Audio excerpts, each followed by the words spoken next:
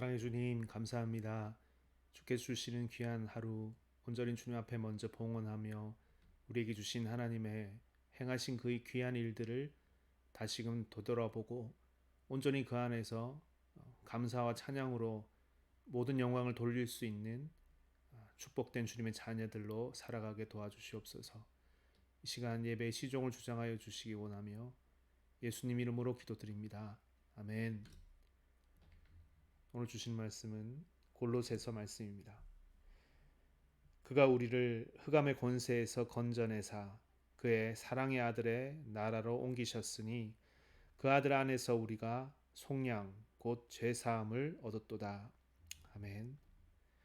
그 아들 안에서 우리가 속량 곧 죄사함을 얻었도다. 제목으로 말씀 전하겠습니다.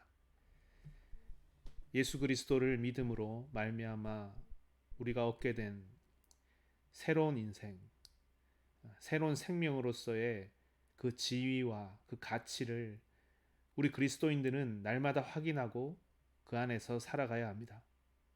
성경에서 말하는 여러 가지 교리가 있는데 그 중에 가장 중요한 것을 하나 꼽자면 그것은 구원의 교리일 것입니다.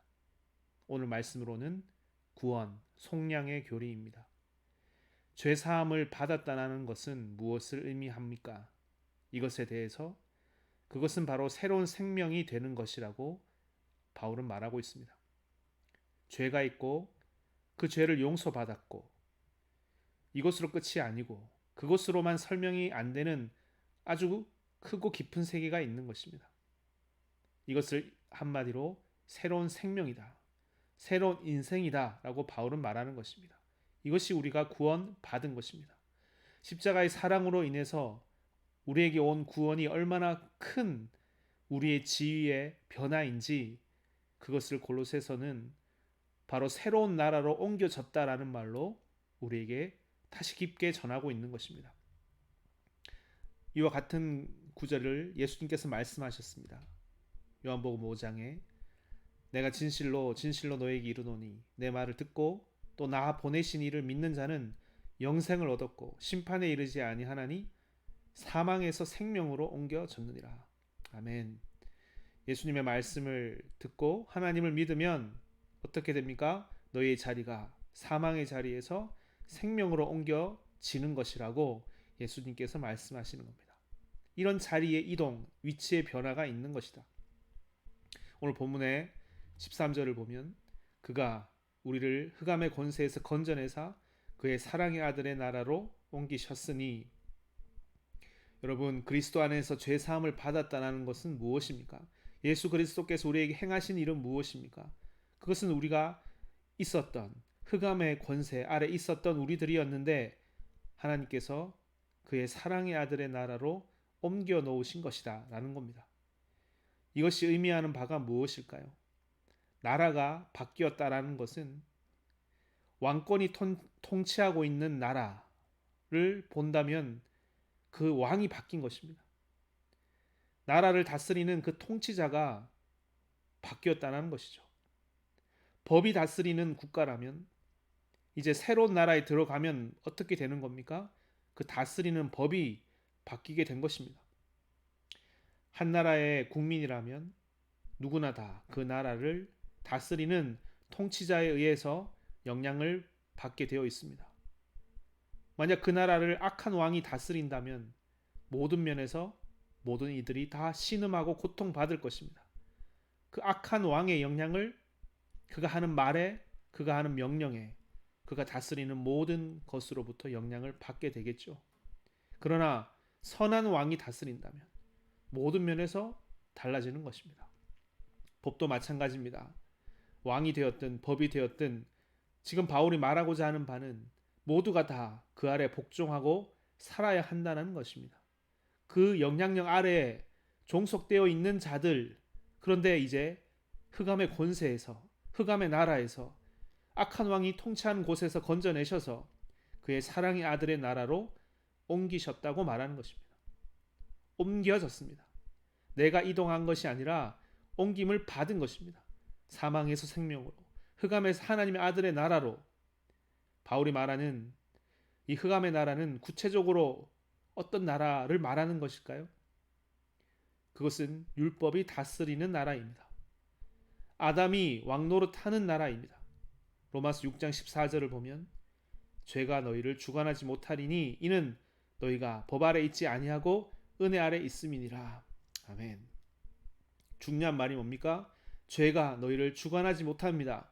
왜? 그것은 법 아래 있지 아니하고 은혜가 통치하는 그 나라에 있기 때문에 죄가 없어진 것이 아닙니다. 죄가 그 유혹이 그 도전이 없는 것이 아닙니다. 그걸 다 집어삼키는 그 은혜의 나라, 은혜가 통치하는 나라에 있기에 여러분 구원받은 자들아 너희는 이제 법 아래 있지 아니하고 은혜 아래 있다고. 그러므로 죄가 너희를 주관하지 못한다. 여러분 한 새로운 법이 나타난 것입니다. 그 법은 바로 은혜입니다. 하나님의 아들의 나라는 어떤 나라입니까? 은혜로 통치되는 나라입니다. 이전까지 우리가 속해 있었던 곳은 어떤 곳입니까? 죄가 다스리는 나라. 죄는 곧 사망에 이르게 하는 나라였습니다. 왜? 율법이 다스리는 나라였기 때문에. 어떤 법의 지배를 받고 이제껏 우리는 살았습니까? 율법이 통치함을 받고 있는, 율법의 통치함을 받고 있는 나라였습니다. 그러므로 죄와 사망이 넘치는 세계 속에 있을 수밖에 없었습니다. 모두가 다 신음하였습니다. 지금 바울은 우리에게 이 하나를 전해주고자 하는 겁니다. 예수로 구원받았다라는 것에 대한 분명한 이해. 너희는 생명에 있다. 하나님의 아들의 나라가 있다. 나라의 안에 있다. 그것은 은혜의 법이 통치하는 세계이다. 죄로 말미암아 죽음에 이르는 나라가 아니라, 죄와 사망이 아니라 죄와 용서의 세계, 죄와 은혜의 세계, 죄와 이제 생명이 있는 세계로 옮겨졌다. 너희는 법이 아니라 은혜니라. 우리에게 있는 이 소중한 세계를 여러분 우리는 알고 누리고 감사하며 살기 원합니다. 왜 이것을 분명히 해야 합니까? 신앙의 길을 가다 보면 이것이 흐려질 때가 생기고 여기서 대해서 이것에 우리에게 임한 이 은혜의 나라, 우리에게 임한 이 놀라운 소식을 분명하지 않아서 신음하고 고통받으며 불안해하고 답답해하며 살아가니까 바울은 말합니다. 아니다. 과거로 현재를 보지 말고 과거로 미래를 판단하지 말고 주께서 행하신 일로 우리의 모든 것을 확인하고 확신하기를 바라는 것입니다. 그 생명의 아들의 나라로 옮기셨으니 여러분 더 이상은 없는 것입니다. 옮겨졌습니다. 한번 옮겨지면 끝입니다. 확정된 것입니다. 이것이 우리에게 임한 구원의 은혜입니다. 바울이 전하는 하나님의 아들 예수 그리스도께서 우리에게 행하신 이 일을 이 분명한 선언으로 도전하고 깨닫기를 바라는 이 바울의 권면의 말씀 다시 확인하시고 살아가기를 축원드립니다. 그 아들 안에서 우리가 속량 곧 죄사함을 얻었도다. 아멘. 기도하시겠습니다. 사랑의 주님, 우리에게 임한 은혜가 예수 그리스도 십자가로 우리가 받게 된 이 구원이 무엇인지 다시 확인하고 깨닫고 살아갈 수 있도록 도와주시옵소서.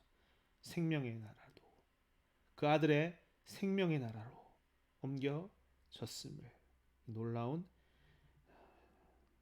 우리에게 주신 믿는 자에게 주신 이 놀라운 은혜 우리가 다시금 확인하고 힘을 얻어 살아갈 수 있도록 도와주시옵소서. 주께 의탁하며 모든 것 예수님 이름으로 기도드립니다. 아멘. 함께 주기도문 하겠습니다. 하늘에 계신 우리 아버지여, 이름이 거룩히 여김을 받으시오며 나라의 임하옵시오며 뜻이 하늘에서 이루어진 것 같이 땅에서도 이루어지이다. 오늘날 우리에게 일용할 양식을 주옵시고 우리가 우리에게 죄의 지은 자를 사하여 준 것 같이 우리 죄를 사하여 주옵시고 우리를 시험에 들게 하지 마옵시고 다만 악에서 구하옵소서. 되게 나라와 권세와 영광이 아버지께 영원히 있사옵나이다. 아멘. 이 시간 기도하는 시간입니다. 먼저 오늘 주신 말씀 예수 그리스도의 구원의 은혜 위에 새로운 생명으로 살기를 기도합시다. 여러분 가지고 나오신 기도 제목과 교회 공동체에서 기도하시다가 자유롭게 돌아가시면 됩니다. 기도하시겠습니다.